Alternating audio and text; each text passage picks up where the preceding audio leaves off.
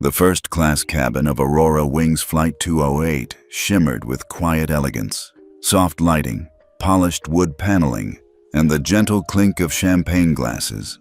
It was a red-eye from New York to London, and passengers were settling in, wrapped in luxury and entitlement.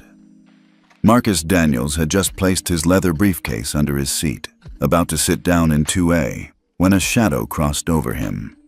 "Excuse me, sir," said the flight attendant, her voice clipped but polite on the surface. "May I see your boarding pass?" Marcus glanced up. The woman's name tag read Sophia Reed. Her smile was tight, rehearsed, the kind of smile that didn't quite reach the eyes. "Of course," he said, handing her the printed ticket. She studied it longer than necessary, her brow furrowed. "And your name is?" "Marcus Daniels," he replied calmly. She paused. "This is a first-class seat, Mr. Daniels." "I'm aware," Marcus said. "I booked it weeks ago." Sophia didn't budge. "I'll need to verify something with my supervisor." Marcus raised an eyebrow. Around him, other passengers were watching with quiet curiosity.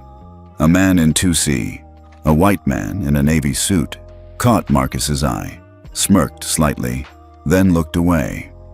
Moments later, Sophia returned with a forced smile that now carried a faint edge. "There seems to be a situation with this seat. We may need to relocate you temporarily." Marcus blinked. "Relocate me? It's standard protocol when VIP passengers are boarding last minute." "I am a VIP passenger," Marcus said evenly, holding her gaze.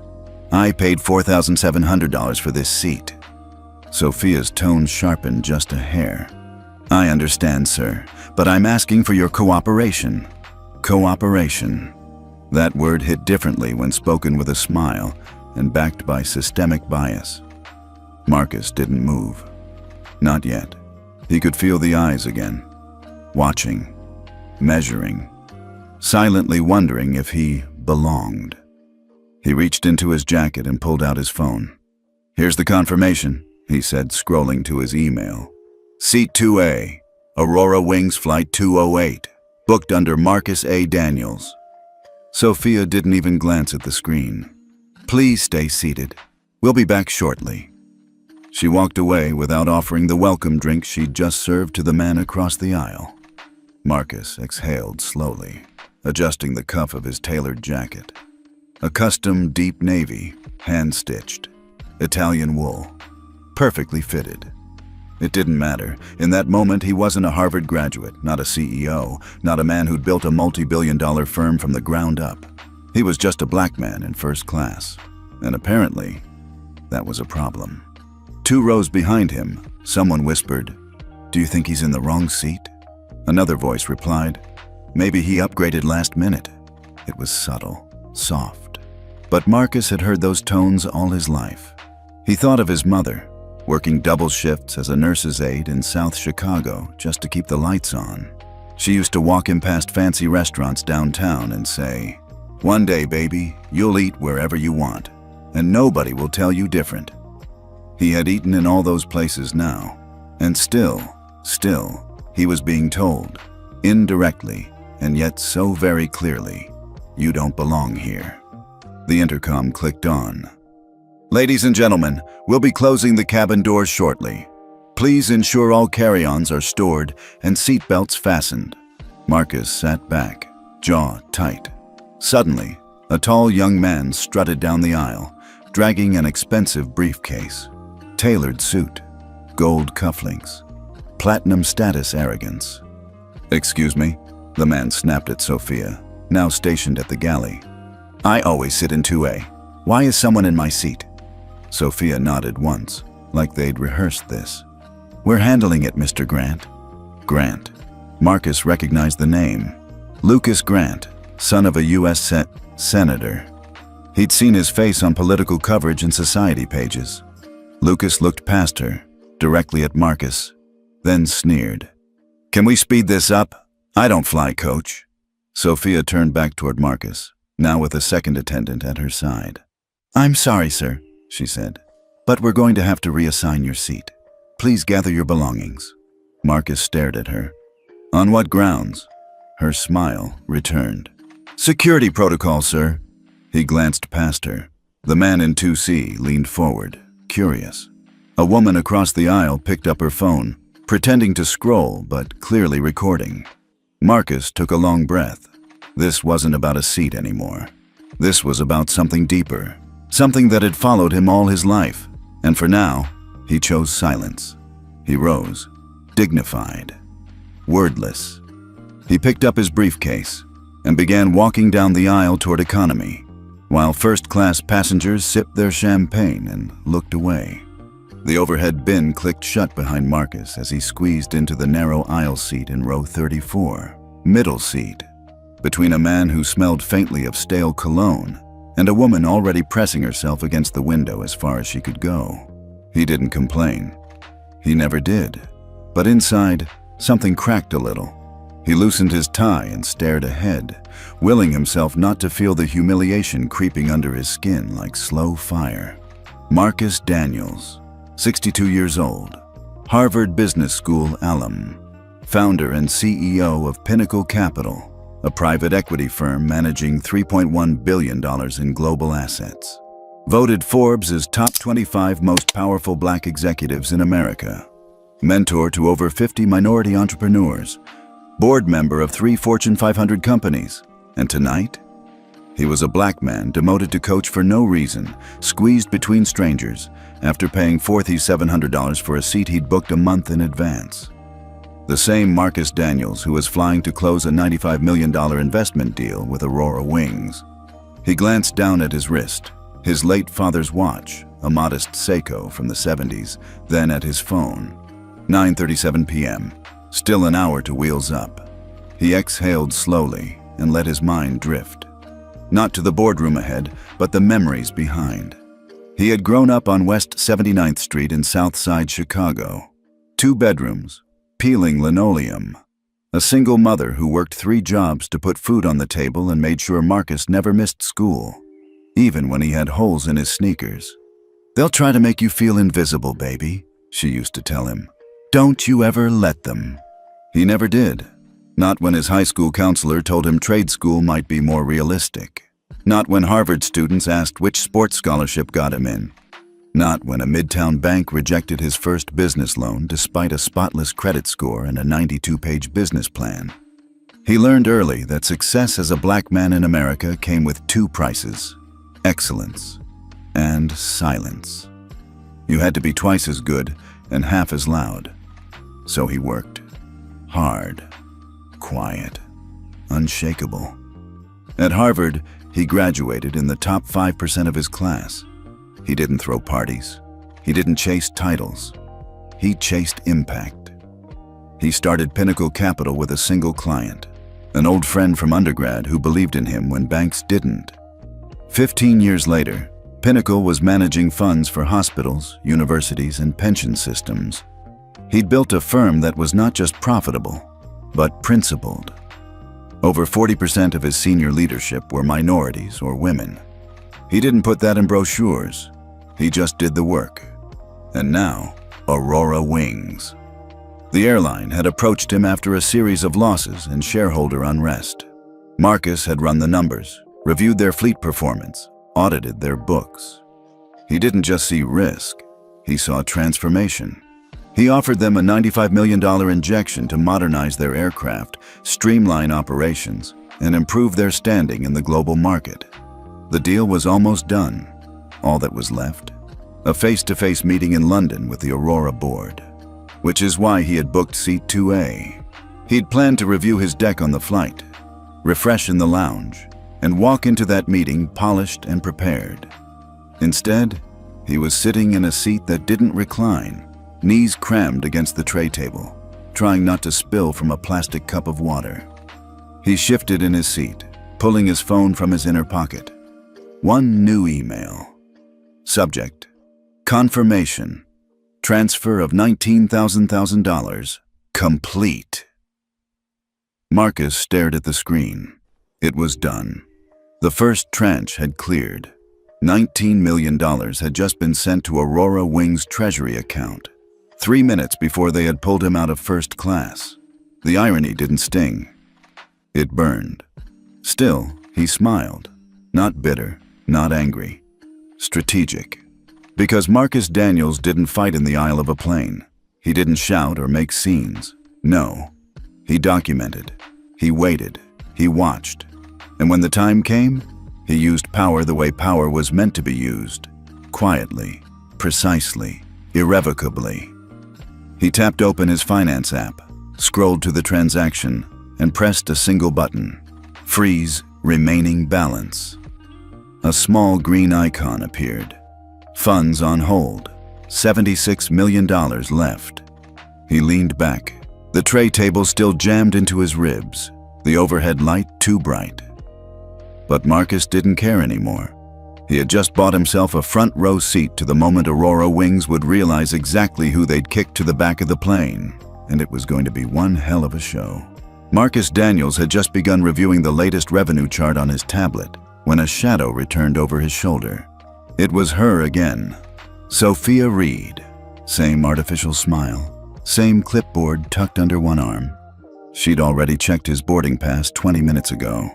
"Sir," she said sweetly. Too sweet. "I hate to bother you again, but can I see your boarding pass one more time?" Marcus looked up slowly. "You already verified it." "Yes," she nodded. "But we've had a system update, and some assignments are out of sync." He paused, stared at her for a beat, then reached for his phone again. "Here you go," he said, pulling up his digital confirmation, clearly displaying Seat 2A, Marcus A. Daniels. Sophia didn't look at the screen for more than a second. "Thank you," she said, voice clipped, and walked off again without eye contact. Marcus noticed something then. The white man across the aisle, Seat 2C, had not once been asked for his ticket. In fact, he was now sipping whiskey from a glass tumbler, reading The Economist. Nobody asked him twice. He looked up, caught Marcus's eye, and gave a little shrug. Equal parts apology and indifference.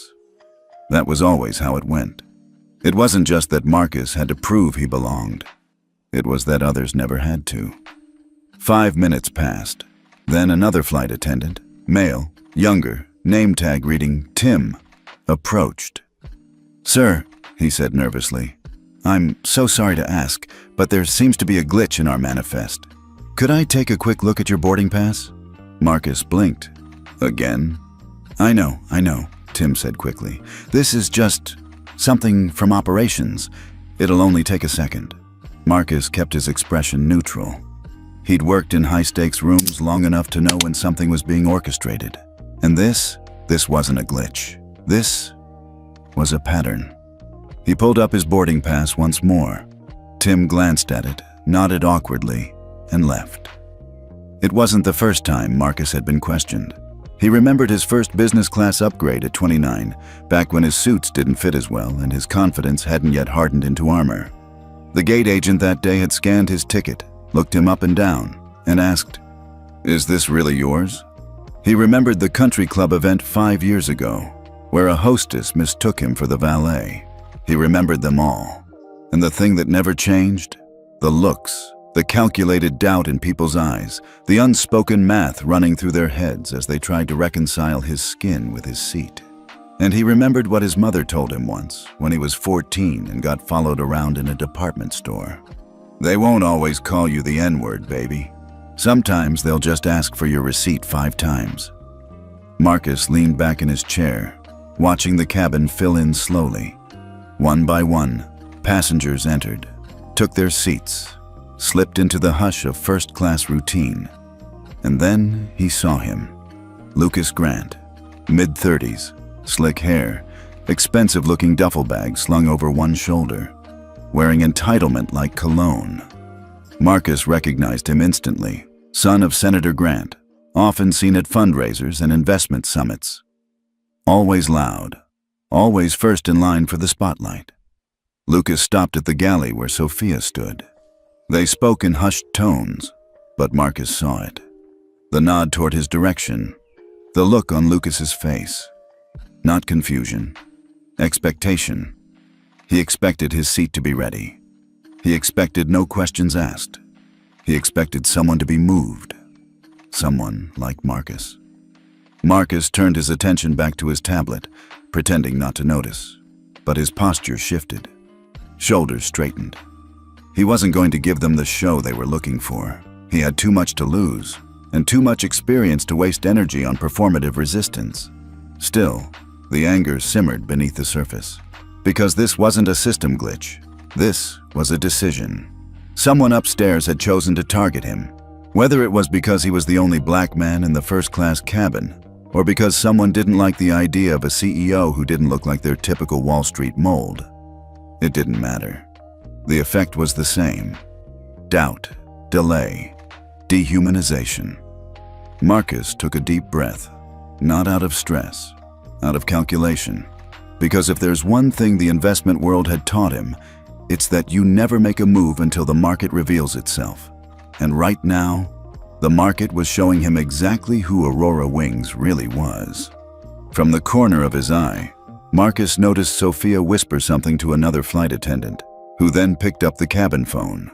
2 minutes later, a pair of uniformed airport security officers appeared at the front of the cabin. They weren't moving fast, just hovering, hands near their hips, eyes locked on Marcus. And in that moment, he knew. They weren't just trying to move him, they were trying to provoke him. In the galley at the front of the first-class cabin, the lights were dimmed low, but the tension buzzed brighter than any overhead panel. Nathan Caldwell stood with his arms crossed, leaning against the curved wall like he owned it. Technically, he didn't. But as vice president of in-flight operations for Aurora Wings, Nathan was the kind of man who moved like rules bent for him. He didn't wear a name tag. He didn't need to. Everyone on the crew knew who he was, and more importantly, who backed him. Sophia Reed, the flight attendant who'd questioned Marcus twice already, stood across from him, clipboard clutched tight to her chest. Nathan kept his voice low, but his tone was sharper than the steel coffee pot between them. "Seat 2A, he said. "We've got a VIP boarding late. Lucas Grant." Sophia hesitated. "It's already occupied. Marcus Daniels, he—" "I know who he is." Nathan cut her off, his smile cold. "I looked him up when his name pinged in the system." She frowned. "He's a first-class passenger, fully ticketed." Nathan leaned closer, voice a notch quieter, a notch meaner. "Look, I don't care if the guy's the Pope of Wall Street. He's not the kind we want sitting next to Lucas. He's already pulling eyes from other passengers. Don't make this messy. Just find a reason." Sophia swallowed. "Sir, with all due respect—" "Find a reason," Nathan repeated, each word a pin pushed into her spine. "We're not asking him to leave the plane. Just move. And I want it handled before the door closes." He straightened his blazer, adjusted his cufflinks, and stepped back into the shadows of the galley as Sophia returned to the cabin, visibly unsettled. Marcus watched her coming before she even spoke. He could read her expression now. She wasn't just following policy. She was following orders. Sophia paused beside his seat. "Sir," she began carefully, "we've double-booked this seat in the system. We'd like to ask for your cooperation in relocating, just temporarily." Marcus set down his tablet slowly, his eyes never leaving hers. "Temporarily?" She nodded, nervously. "We'll provide compensation, a voucher for future travel. There's also a seat open in economy." He glanced to the side. Seat 3C sat empty. He pointed at it. "That one's unoccupied." Sophia hesitated. "That seat is reserved." "For whom?" Before she could answer, a voice came from behind her. "Because some of us actually belong in first class." Marcus turned. Lucas Grant, the smug smile, the designer briefcase, the practiced entitlement. He stood over them like royalty, waiting for his throne to clear. Sophia stepped aside as if rehearsed. Lucas slid past her and tossed his briefcase onto the empty seat nearby. Marcus didn't move. "I belong exactly where my boarding pass says I do," he said calmly, voice even. At that moment, another uniformed figure appeared. this time with a small lapel pin that read Cabin Supervisor. "Is there a problem here?" she asked. Lucas jumped in before anyone else could speak. "Yes, I need my seat, and this gentleman is being difficult." The supervisor didn't even look at Marcus, just turned to Sophia. "Is this passenger refusing a reassignment?" Marcus's eyebrows lifted. "Refusing? I've shown my boarding pass 3 times. I'm seated in 2A, which I booked, paid for, and confirmed." The supervisor frowned. "This is now a matter of operational necessity, sir. I'm going to ask you to move. Cooperatively." Marcus felt his jaw tighten. "Operational necessity," he repeated slowly. "Is that code for something? Because there's a seat available right over there." The supervisor didn't answer. Lucas smirked. Nathan Caldwell stepped into view then, hands in his pockets, smile like ice. He didn't introduce himself. "Sir," he said smoothly, "we can make this difficult or simple. Your choice." That wasn't a request, it was a threat. Marcus stayed still. "I'd like to speak with the captain," he said. Nathan's smile vanished. "The captain is preparing for departure. This is a cabin matter now. Security will assist if needed." At that moment, as if on cue, 2 airport security officers stepped forward from the bulkhead. Casual, but their hands hovered just close enough to their utility belts to send a message. Final call. Marcus looked around the cabin. A few passengers stared. Most averted their eyes. He could escalate this, raise his voice, demand his rights, turn this into a scene that would go viral in 5 seconds. Or he could document and wait. He turned to Nathan and the others, voice steady as stone. "I will move under protest, and I'll need the names and employee IDs of everyone involved." Nathan blinked, thrown off for just a second. "Noted," Marcus added, gathering his briefcase. Lucas stepped forward to claim the seat with the hunger of a man used to winning. "Just be grateful we're still letting you fly," he muttered loud enough for Marcus to hear. Marcus paused, looked him square in the face, didn't say a word, just smiled. Marcus lifted his briefcase, straightened his blazer, and turned toward the back of the plane. The aisle felt longer than it should have. As he walked past the polished wood panels of the first-class cabin, no one made eye contact. Not the man in 2C, not the woman sipping champagne, not even the elderly couple who had watched everything unfold in silence. Eyes dropped, heads turned away, like his mere presence made people uncomfortable, not because of what he'd done, but because they didn't want to witness it. Humiliation is quieter than rage. It's 1,000 tiny cuts, each one too small to protest, but together, they bleed something out of you.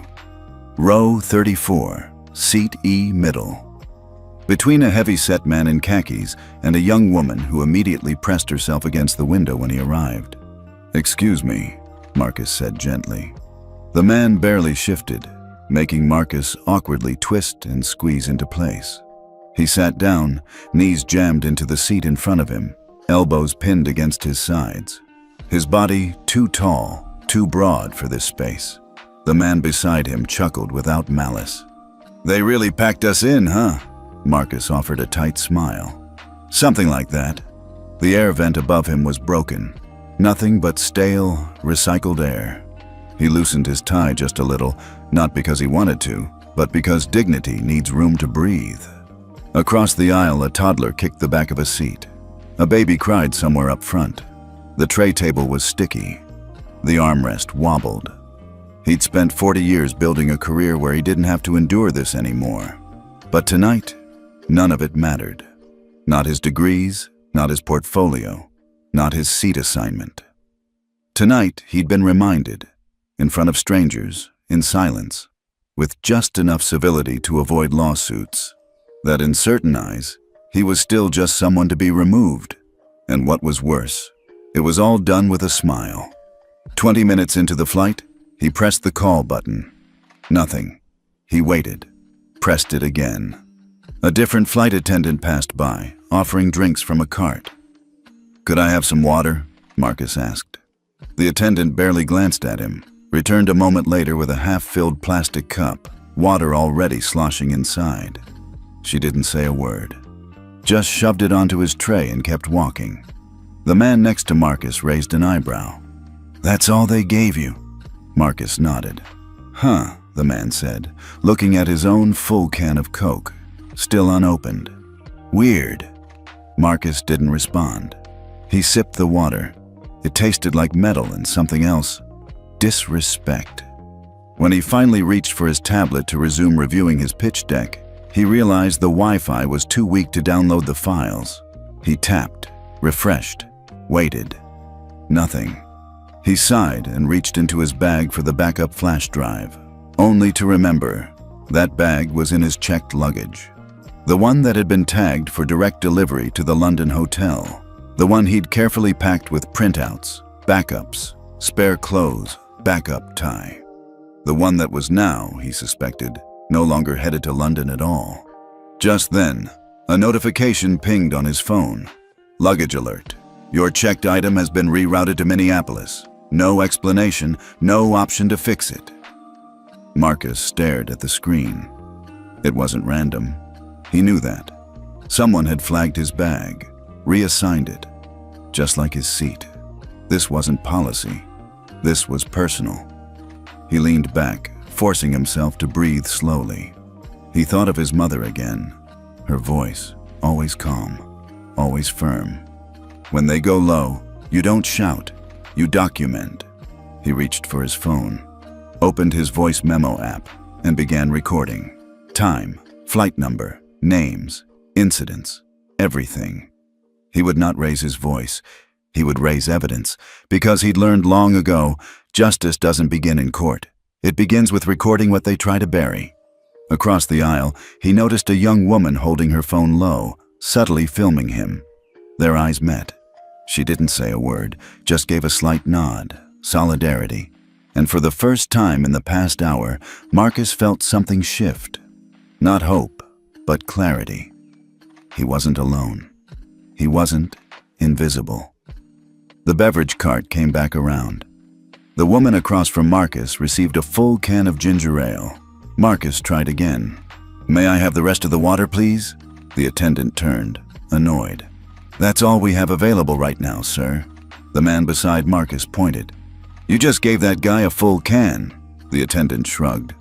"I can come back if we have extra," she muttered, then pushed the cart forward. Marcus didn't move, didn't blink, just made a note. Another one, another cut, another line in the ledger. By the time the plane reached cruising altitude, Marcus Daniels had logged 7 separate acts of discriminatory treatment. 3 subtle, 4 blatant. He had receipts, he had video, and he had clarity. They thought they were taking a seat from a man, but what they'd really done was hand the most powerful person on that flight a reason, and that, they'd learn, was a mistake. The cabin lights had dimmed. Marcus sat motionless in 34E, surrounded by the soft hum of jet engines and the quiet snores of passengers who had no idea what had just happened, or who he was. He didn't need them to know. Let them sleep. Let them sip their ginger ale and watch their bad rom-coms and pat themselves on the back for being decent travelers who stayed out of it. He didn't need justice from strangers. He needed leverage. The phone in his hand vibrated gently. One notification, plain and silent. $19,000 transfer complete. Aurora Wings Holdings. He stared at it for a full 5 seconds. 19 million. Cleared. Gone from Pinnacle's account. Now sitting, comfortably, confidently, in the account of the very airline that had just relegated him to row 34 without blinking. Marcus let out a breath. There it was. The clean, corporate hypocrisy of it all. He'd wired the money 2 hours before the flight. A gesture of goodwill. A sign of confidence. An investor saying, "I believe in your company. I believe in this deal." And what had he received in return? Humiliation. Public, calculated, efficient. He didn't even get a glass of water. He opened the finance dashboard on his phone. Thumbprint login. Encrypted cloud sync. A familiar green and white interface popped up. Pinnacle Capital, Authorized transactions. He tapped into the Aurora folder. The scheduled investment, 19 mm. Initial payment cleared $76, frozen until board ratification 95 mm total. Marcus stared at the remaining line item. $76 million. Still sitting and holding. Still under his control. He leaned back in the stiff economy seat, knees still jammed against the tray, and tapped one button. Freeze remaining balance. The app asked for confirmation. He didn't hesitate. Confirm. A loading wheel spun for 2 seconds. Then, funds successfully frozen. He smiled. Small, quiet, but real. They'd taken his seat. They'd played their game. Now he was playing his. He minimized the app and opened his photo gallery. 5 videos, 3 still images. Each one showed a different angle of the confrontation. Some from behind, some from the side. One from across the cabin, perfectly capturing the moment Sophia had said, "Sir, you need to move or we'll call security." He hit Save to Secure folder, then opened voice memos. He replayed the last few minutes. "Security will assist if needed. Just be grateful we're still letting you fly. I'll move under protest." His own voice, calm, steady. It was all there. The evidence. Not rage, not chaos. Just the undeniable record of discrimination disguised as protocol. Marcus closed his eyes for a moment. The glow of the tablet screen still faint beneath the seat in front of him. He thought of Aurora's CEO, Walter Kingston, the man who had courted him for months. Dinners, golf invitations, handwritten thank you cards. Walter had said all the right things about inclusion and modernizing the brand. But the moment Marcus stepped on that plane, Aurora Wings had shown him exactly what kind of company they still were. What mattered more than money was appearance, comfort, control. And no amount of shareholder equity would change a corporate culture that had never expected a black man to be the one holding the pen at the deal table. Not unless he forced their hand. Another notification buzzed on screen. A message from Aisha, Pinnacle's COO. London car confirmed. Aurora board still expects you at 10 a.m. Want to proceed? Marcus typed back, "Proceed as planned. We'll explain in person." She replied instantly. "Understood. You okay?" He stared at the message for a long moment before typing, "Focused." And he was, more than ever. An hour later, the beverage cart returned. A new attendant this time, older, Latino, quiet. He looked down at Marcus and did a slight double take. "You're Marcus Daniels?" Marcus didn't blink. "I am." The man's face softened. "I read your piece in Harvard Business Quarterly last year about ethical capital.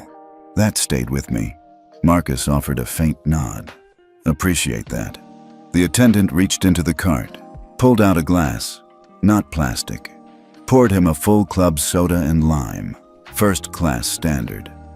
Set it down gently on Marcus's tray, then walked away. It wasn't much, but it was something. A small reminder.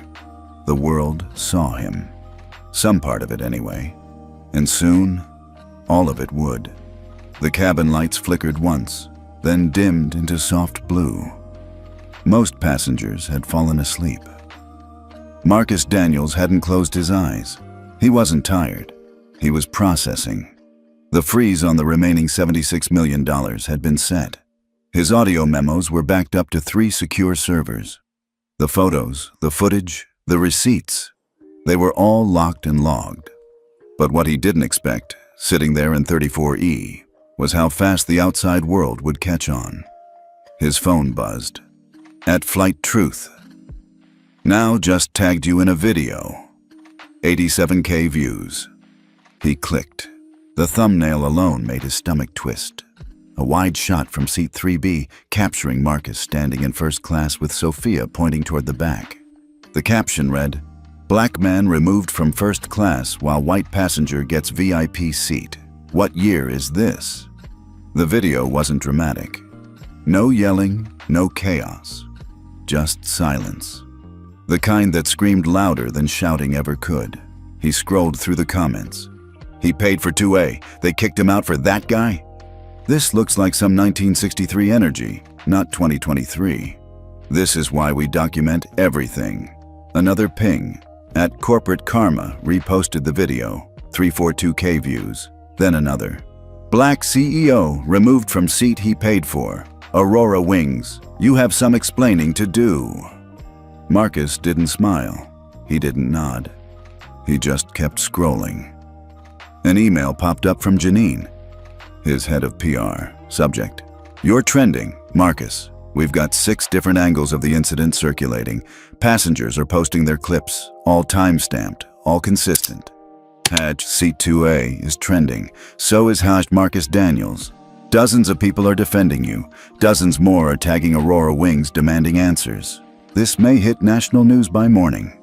He set the phone down for a moment and stared ahead. It wasn't like him to go viral. He built his reputation avoiding the spotlight, built Pinnacle through discretion, data, and deals, not noise. But this wasn't noise anymore. It was clarity. The whole world was starting to see what he'd been seeing for decades, what black professionals face in silence. What happens when you're not just told you don't belong, but shown it, publicly, deliberately? A notification buzzed again. CNN breaking: Aurora Wings under fire. After passenger removal incident, we are reviewing the matter. He clicked. There it was, a blurry photo of him standing in the aisle. Headline beneath it: Investor or intruder, Aurora faces backlash. After CEO Marcus Daniels removed from first class. The subheading chilled him. Daniels, whose firm Pinnacle Capital manages over $3 billion in assets, was removed without cause, replaced by Lucas Grant, son of a sitting U.S. senator. It was out now, the whole truth, or at least the beginning of it. By the time the plane began its descent into London, Marcus had been tagged in 114 tweets, mentioned in 39 LinkedIn posts, and received over 60 unread text messages, most from colleagues, old friends, former mentees. Some messages were simple. We saw. Standing with you. Whatever you need. Others were raw. Same thing happened to me in Houston last year. They said my seat was double booked. I've never spoken up until now, but seeing you take it like that, I feel seen. You're doing this for all of us. Marcus closed the phone. Not to disconnect, but to focus. This wasn't just a moment anymore. It was a movement, and he was at the center of it, whether he'd wanted to be or not. The wheels touched down with a low rumble. Marcus didn't rush off the plane. He let the others move past him. Business travelers in tailored suits, influencers in yoga pants, the man from 2C who wouldn't meet his eyes. He waited until the aisle cleared, until the silence stretched just long enough for reflection. And then he stood, shoulders back, briefcase in hand. He didn't say a word to the flight crew. He didn't need to, because now they knew who he was. Outside the terminal, a black car waited, driver holding a small sign. Mr. Daniels. Marcus nodded and stepped in. The city of London shimmered past the window as they drove toward the headquarters of Aurora Wings. Inside, his phone buzzed again. Aurora PR. We are deeply concerned. We value all our customers. We are investigating. He almost laughed. Investigating. As if the world hadn't already done it for them. Inside his inbox was a final message from his assistant, waiting like a loaded gun. Board meeting confirmed at 10 a.m. All members present, CEO Walter Kingston included. Marcus replied, I'll be there, and I'll bring the truth with me. The boardroom on the 38th floor of Aurora Wings Global HQ was designed to impress. Panoramic skyline views, walls of frosted glass, a table so long it looked like it could launch satellites. But this morning no one was impressed, not with themselves, not with each other, and certainly not with the man who had just walked into the room, Marcus Daniels. He was calm, impeccably dressed in a dark navy suit, crisp white shirt, and a tie the color of midnight. His expression unreadable, but his presence undeniable. CEO Walter Kingston rose from his seat first. "Mr. Daniels," he began, voice too bright for the tension in the room. "So glad you made it in this morning." Marcus gave a slow nod. "No thanks to your flight crew," he said evenly, his voice landing like a pin dropped in church. There was a flicker of confusion across several faces, a rustle of movement. Someone cleared their throat. Kingston's smile thinned. "Yes, we've heard there was a situation on the flight. Rest assured, we're looking into it." "Are you?" Marcus said. He stepped forward and placed his briefcase on the conference table, unlatched it with a quiet click, pulled out a small folder. He didn't speak yet. Let the silence thicken. Let the discomfort settle. VP of Strategy, Lauren Mendez, tried to redirect. "Mr. Daniels, before we dive into flight issues, let's talk numbers. Your team's proposal is remarkable. We're aligned with the vision for the $95 million infusion. The $19 million transfer was received." Marcus raised a hand, stopping her mid-sentence. I froze the rest.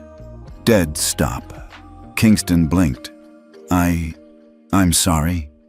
"The remaining $76 million, Marcus said, voice calm but sharp. "Frozen. As of last night." "On what grounds?" CFO Charles Day blurted. "That's already been structured into our Q3 liquidity assumptions." "Then maybe," Marcus said, "you shouldn't have allowed your VP of in-flight ops to personally order my removal from the seat I paid for." Another silence. This one heavier, more charged. Kingston opened his mouth, then closed it again. Marcus placed a printed photo on the table. Him, standing in first class, being pointed toward the back. Dozens of cameras had captured it. He let the board look at it, let them see the posture, the disrespect, the optics. Then, slowly, he said, "The man your crew humiliated in front of a full cabin last night, the one you reassigned without cause, that man was me." A beat. No one moved. Then Kingston, flustered, tried to recover. "Mr. Daniels, surely this was some sort of administrative error." "No," Marcus cut in, voice low and lethal. "It wasn't." He slid another photo forward, a still from a video. Lucas Grant stepping smugly into the seat Marcus had vacated. The seat wasn't double booked. It was targeted for someone whiter, louder, more connected, and apparently more deserving in the eyes of your staff. No one dared interrupt now. He continued, "I've spent the past 40 years building Pinnacle from scratch. My company employs over 300 people, many of them people of color who were told, like I was, that they didn't belong." His gaze swept the room. "And now I've come to offer a 9-figure investment, a rescue package, frankly. You needed it. Still do." He let that hang. "But if you think I'm going to write a check to a company that treats people like they did me last night, then you haven't been paying attention to who you're in the room with." Kingston looked cornered now, pale. "This is a misunderstanding, Marcus." "No," Marcus said again, firmer. "This is policy that you've allowed to go unchecked, culture you've failed to change, and a leadership team that makes decisions based on skin color and social proximity." He leaned forward slightly. "But here's the thing. You didn't just insult a man on your plane. You insulted your lead investor in front of millions of people." Lauren whispered. "Millions?" Marcus opened his phone, turned the screen, showed the trending tag. Black CEO removed 8.3 M views and counting. Kingston's hands trembled slightly. "What do you want?" Marcus looked him in the eye. "First, accountability. Second, structural reform. And third, Nathan Caldwell's resignation." A gasp from the end of the table. Someone cursed under their breath. "I'll send the full list of terms by end of day," Marcus added. "Until then, that $76 million stays exactly where it is." He packed up the folder, snapped the briefcase shut, straightened his cuffs, and turned to leave. At the door, he paused. turned back. "One last thing," he said. "You didn't just lose a seat last night. You lost the illusion that this company could continue operating the way it always has. Now, you're in my airspace." And with that, he walked out. The door had barely closed behind Marcus when the boardroom erupted. "Jesus Christ," someone muttered. "He was the one in 2A?" another blurted out. CFO Charles Day ran a hand through his thinning hair.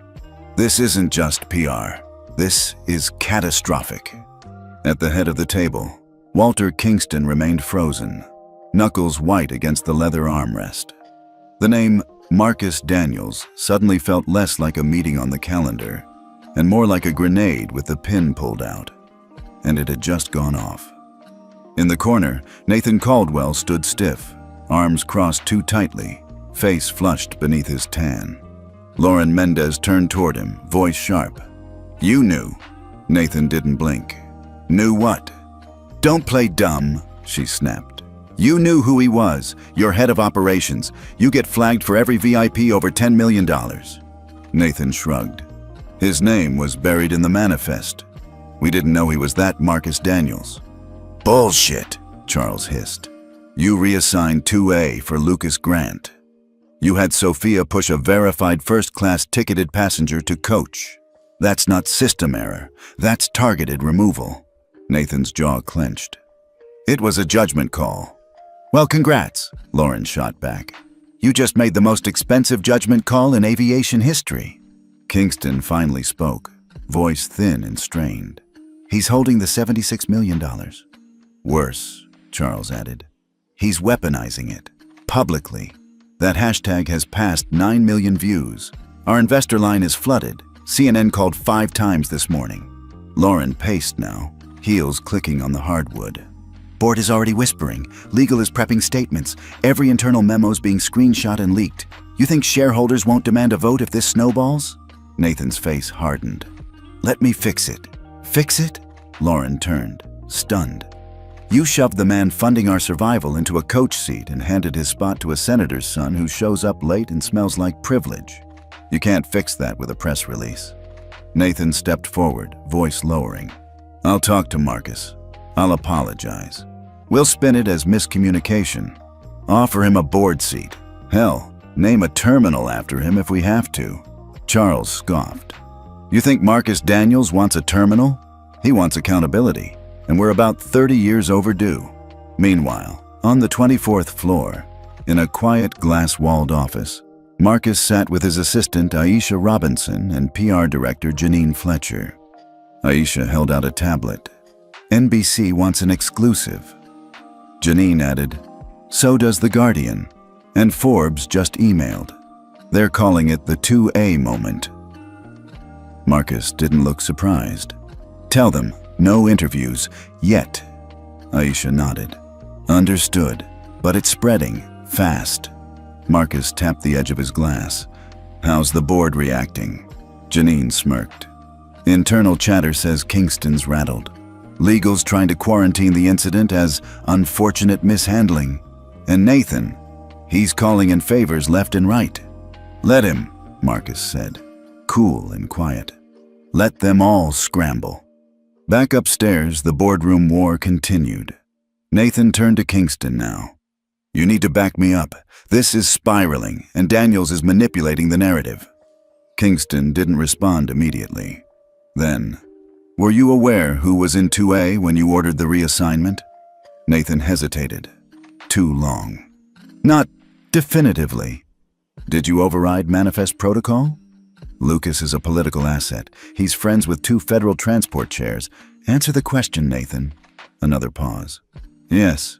Silence. Then Kingston sighed. "Effective immediately, you're placed under internal review. Your access is suspended until further notice." Nathan's jaw dropped. "What?" "You endangered our largest investor," Kingston said. "And now our stock is sliding faster than our planes can take off." Back in Marcus's office, Aisha handed him a fresh document. "This just came in from Aurora's counsel. They're proposing a closed-door apology and a revised investment structure." Marcus read it, smiled, just barely. "Not yet. He tapped the table lightly. "This isn't about my seat anymore." Aisha tilted her head. "Then what is it about now?" Marcus looked up. "Who gets to decide who belongs?" He stood, walked to the window, and watched the city stretch below him. A new email arrived. Subject line: Statement from Aurora. "We value every passenger." He didn't open it.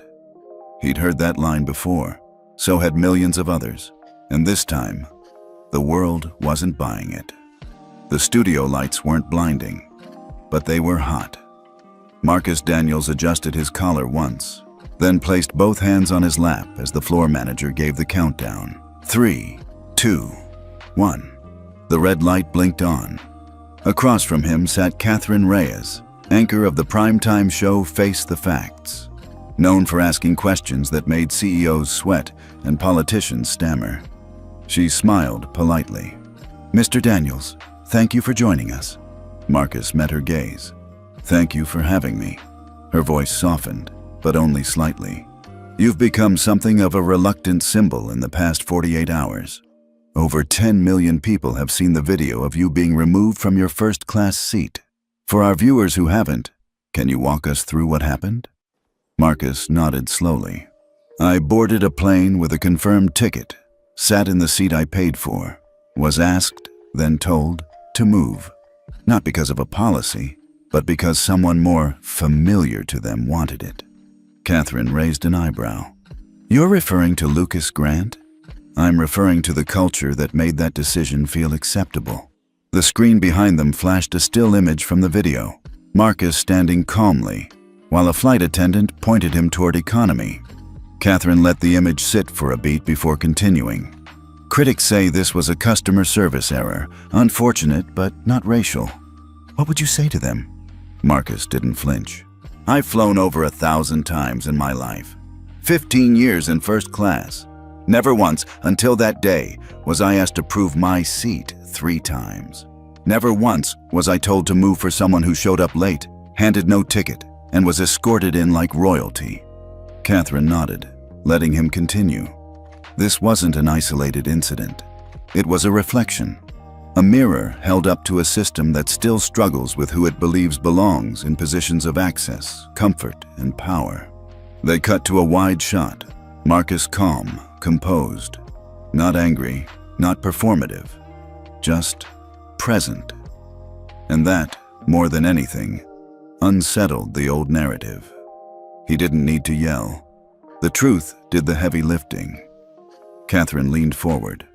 "Your company had already transferred $19 million to Aurora Wings. You then froze the remaining $76 million. What led to that decision?" Marcus folded his hands. "Trust is the currency of business. When a company shows it cannot treat its own customers with basic dignity, how can I trust it with my capital?" "And now?" "Now," Marcus said, voice even. "I want to make sure what happened to me doesn't happen to anyone else. Not in the air, not in boardrooms, not in hiring meetings, not in schools." He looked into the camera, not at Catherine, at America. "This isn't about a seat. It's about the message that seat sends when it's denied, and who gets to keep their dignity in public spaces without having to earn it twice." Backstage, Aurora's PR team sat huddled around laptops, eyes wide, mouths tight. Kingston hadn't returned any calls that day. Nathan's email had been deactivated by noon. And social media? Hatch corporate color lines was now trending in 6 countries. Catherine closed her notebook. "One final question, Mr. Daniels. You didn't ask for this spotlight, but now that you have it, what do you intend to do with it?" Marcus paused, then answered carefully. "I built Pinnacle to be more than a firm. I wanted it to be a vehicle for ethical investment. Capital that isn't just smart, but just." He continued, "I intend to use every dollar, every connection, every platform to make sure people like me aren't told to move to the back ever again. Not metaphorically, not physically, not financially." The screen faded to black. The segment was over, but the conversation just beginning. An hour later, the interview had been clipped and shared across every major platform. Celebrities reposted it. Civil rights organizations issued statements of support. Former Aurora passengers began sharing their own stories, some eerily similar to Marcus's. A chorus was forming. One voice had become many. Back in his hotel suite, Marcus took off his tie, laid it gently across the back of the chair, and exhaled deeply. He didn't smile. He didn't celebrate. He just stood still, letting the weight of it all settle. In the silence, his phone buzzed one more time. A message from Aisha. "They're scared now, but they still don't get it." Marcus replied, "They will," then turned to the window, where the city glowed beneath a soft, defiant sky. 2 days after Marcus Daniels' interview aired, Aurora Wings was still in freefall. Their stock had dropped 12%. 3 of their top 5 corporate travel contracts were under review. And every morning news segment seemed to replay the same image. Marcus standing in row 2A, briefcase in hand, while being escorted away. Calm, unmoved. A symbol not just of corporate racism, but of a man who'd had enough. And somewhere in a private office on the 30th floor, Nathan Caldwell was seething. He paced the length of his windowed corner suite, fists clenched, phone to his ear. "No," he barked. "I don't care what the board says or legal. We don't just take this lying down. This guy's trying to ruin me." He paused, jaw tight. "Leak it." The "it" in question was a package Nathan had been curating for weeks, just in case. It was a classic move, one he'd seen work too many times in old-school power circles. Discredit the threat, shift the narrative, make the righteous look unhinged. Within hours, a popular but notoriously biased financial blog published the first wave. Who is Marcus Daniels really? Shocking allegations from former colleagues suggest he's not who he claims. The article wasn't based on facts. It was based on anonymized accusations, pulled from nothing, and sources close to the matter. Allegations that Marcus had intimidated junior staff, that he'd doctored earnings reports, that he'd used his race as a shield to avoid scrutiny. There was no proof, but proof wasn't the point. Doubt was. It spread fast, faster than Marcus liked. Within a day, conservative pundits latched onto it. "He's playing the victim card to cover up shady business practices," one Fox panelist said. Another added, "We've seen this before, people leveraging identity politics to silence accountability." Some even suggested that Pinnacle's capital wasn't real, that Marcus was using the Aurora scandal as a distraction from looming bankruptcy. Hashtags flipped. Hashtag Black CEO removed was now competing with Daniels deception and Truth over tears. On social media, the algorithm had no morality, only momentum. Inside Pinnacle's New York office, the tension was palpable. Aisha Robinson, Marcus's COO, dropped the latest printouts on the conference room table. "We've lost 4 mid-tier investor meetings. One bank has pulled out of our pending credit line review." Marcus glanced at the headlines. He didn't flinch. "We expected this," he said. James Chen, the general counsel, spoke next. "We've confirmed that all 3 sources quoted in the original smear were either terminated for cause or have ties to Caldwell's network. We're drafting defamation suits." "Hold off," Marcus replied. "Hold off?" Aisha echoed. "Marcus, they're trying to tear your name apart. We've spent 20 years—" "I said wait." He looked them both in the eye. "This isn't new.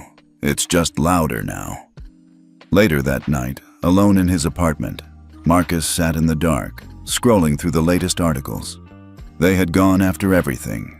His financial history, his Harvard transcripts. A decades-old traffic citation, even a pixelated photo of him attending a college party, as if that meant something. He didn't cry. He didn't break anything. But he did stare, long and hard, at the face looking back at him from the screen.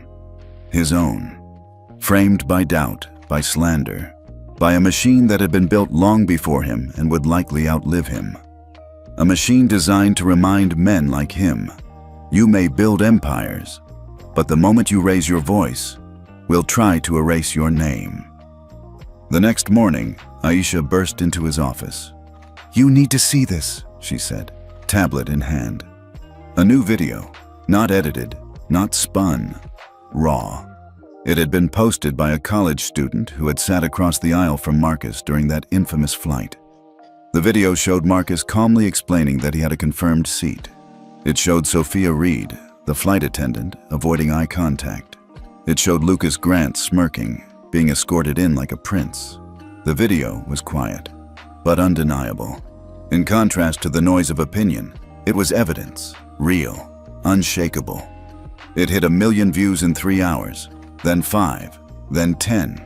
By noon, another blow landed, this time from inside Aurora. An anonymous whistleblower, verified as a mid-level manager, leaked internal emails. Nathan Caldwell personally requesting additional scrutiny for certain passengers who generate unwanted attention. One email even referenced Marcus by name, a week before the flight. That night, CNN ran a segment titled, "Smear Campaign Backfires. Leaked emails suggest coordinated retaliation against Daniels." Nathan's narrative was crumbling, fast. Back inside Pinnacle, Marcus sat with his legal team and PR director. "Do we move now?" Aisha asked. "We've got momentum." Marcus nodded slowly. "Yes, but not to clear my name. That'll take care of itself." "Then what?" "To show people what happens behind closed doors, when the people with power feel threatened by truth." He launched a new initiative the next morning, the Daniels Transparency Project. It was a digital repository, public, free to access, containing all documentation related to his case. Full footage, internal emails, his frozen investment records, annotated timelines, employee testimonies. He wasn't just telling people what happened, he was showing them in full daylight. The public reacted fast. Corporate watchdogs praised the move. Young professionals called it a masterclass in how to fight back without selling your soul. Civil rights groups shared it as a blueprint. And most importantly, it shifted the narrative again, not from anger to pity, but from slander to strength, from victim to visionary. By evening, Aurora Wings's boardroom looked like a war zone. Kingston stared at the latest headlines. His hands trembled. Nathan sat in a corner, silent, sweating. Lauren Mendez stood at the window, phone in hand. "Do it," she said. "He's not the problem. You are." Nathan's badge was deactivated by midnight, and by morning, so was his access to everything. Marcus watched the sun rise from his hotel balcony. His phone buzzed once, a text from Aisha. "He's gone." He didn't smile, didn't toast. He just nodded, murmured to the wind, "One down, the system's next." The press conference was already trending before it began. Marcus Daniels, live, no scripts, no lawyers, just him and a folder. Across every major financial network, headlines flashed in bold. "Marcus Daniels to address Aurora scandal. Will he pull out of 95 in the home investment?" At 10:58 a.m., Marcus stood backstage at the conference center, calm but sharp-eyed. Aisha handed him a note. "Walter Kingston is here, second row, stage left. He didn't want to be seen, but he couldn't stay away." Marcus didn't even glance toward the room. He already knew. Kingston wouldn't miss this for the world. Not because he cared about what Marcus might say, but because he feared what Marcus might reveal.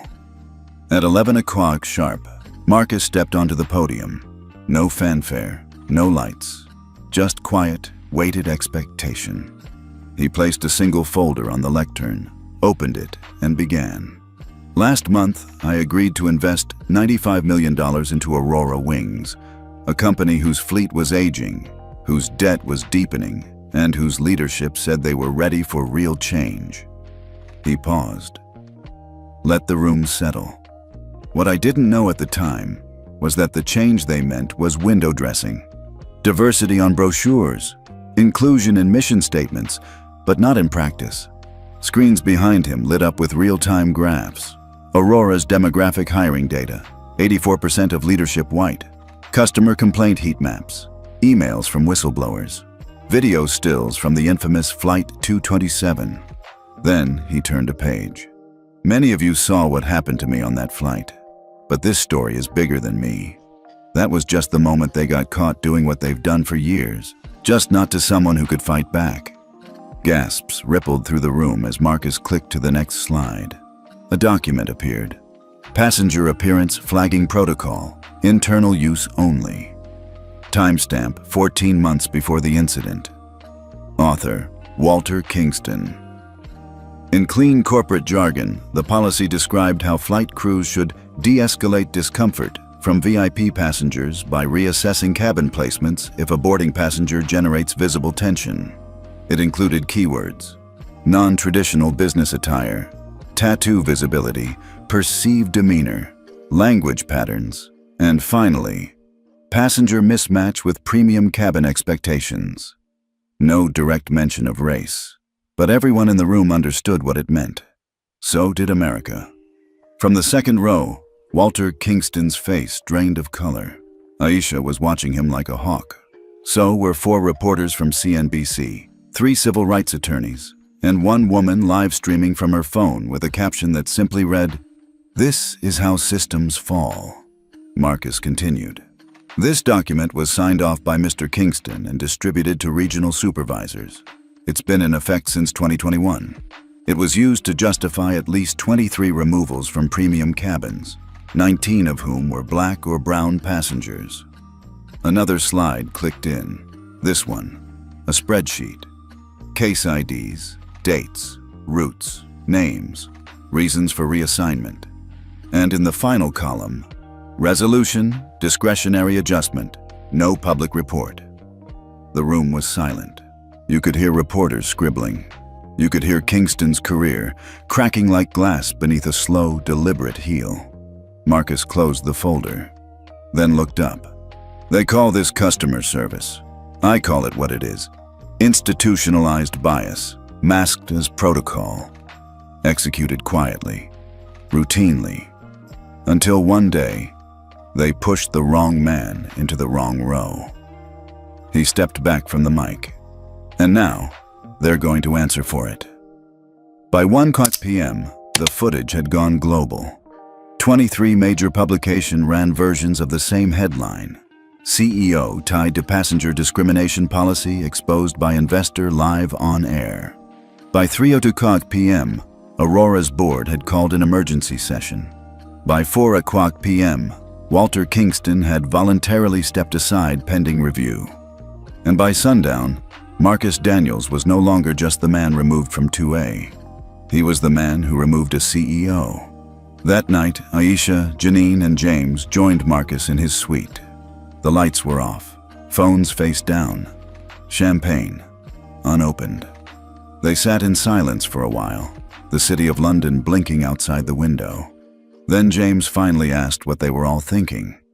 "Do we walk away?" Marcus didn't answer immediately. Instead, he picked up a piece of paper from the table, Aurora's new proposal. It offered full public apology, permanent diversity oversight board with 2 Pinnacle appointees, compensation fund for all 23 displaced passengers, immediate CEO transition, new contract valuing Pinnacle's equity stake at $150, up from $95, he set it down. "Not yet," Marcus said. "We're not finished." The next morning, he called Heather Stevens, the flight attendant who had slipped him the first internal memo weeks earlier. "Ready?" he asked. Her voice trembled, but it was steady. "Yes." That night, 60 Minutes aired a special. Skylines and color lines, inside the culture of discrimination at 30,000 feet. Marcus sat beside Heather in the final segment. She described the training, the whispered orders, the day she was told to clean up the optics in row 2. "I knew it wasn't right," she said, "but I also knew if I didn't follow it, I'd be the one grounded." Marcus turned to her on camera. "You're not grounded anymore." The episode exploded. Viewership shattered records. Donations poured into an employee legal defense fund for airline whistleblowers. And finally, Aurora's remaining holdouts folded. 3 days later, Marcus returned to the very headquarters where he'd once been ignored in the lobby. This time, the receptionist stood up before he reached the desk. "Mr. Daniels," she said warmly, "the boardroom is ready for you." And for the first time in company history, so was the truth. The elevator doors opened with a soft chime. Marcus Daniels stepped into the 38th floor boardroom of Aurora Wings for the final time. Not as a guest, but as a condition. The faces around the table were different now, more diverse, more alert, more aware. Sandra Reeves, interim CEO, greeted him with a quiet nod. "Thank you for returning." Marcus sat, his presence alone enough to make the room sit straighter. He pulled out the new contract, not the one from weeks ago. This one bore his signature, but only after every clause of transformation had been met. Aurora's board expanded to include 4 new seats, 2 held by Pinnacle, 2 reserved for civil rights and ethics representatives. A $20 million compensation fund established for past passengers wrongfully removed. Mandatory independent audits on hiring, promotion, and customer treatment. And above all, the creation of a permanent, enforceable passenger bill of dignity. Sandra looked at him. "This isn't just a deal anymore, is it?" "No," Marcus said. "It's a mirror." She blinked. "A mirror?" He nodded. "To every company that ever thought a seat, a smile, or a press release could cover for bias, this makes it clear those days are over." As the board signed the agreement, Marcus rose quietly and walked to the window. The city below pulsed with motion. Planes rose, lights flickered, buildings climbed. But somewhere out there, someone was watching. Some kid who looked like him at 16. Some woman who'd been told her resume didn't fit the culture. Some family rerouted to the back of the plane while their name was pronounced wrong again. He didn't need to know their names. He just needed to leave the door wider than he found it. Back downstairs, a young receptionist approached him, eyes bright. "Sir, I just wanted to say thank you for everything." Marcus smiled, warm but tired. "Don't thank me yet," he said. "Help me keep the pressure on." Then he walked out. No camera crews, no headlines, just one man reclaiming airspace for everyone.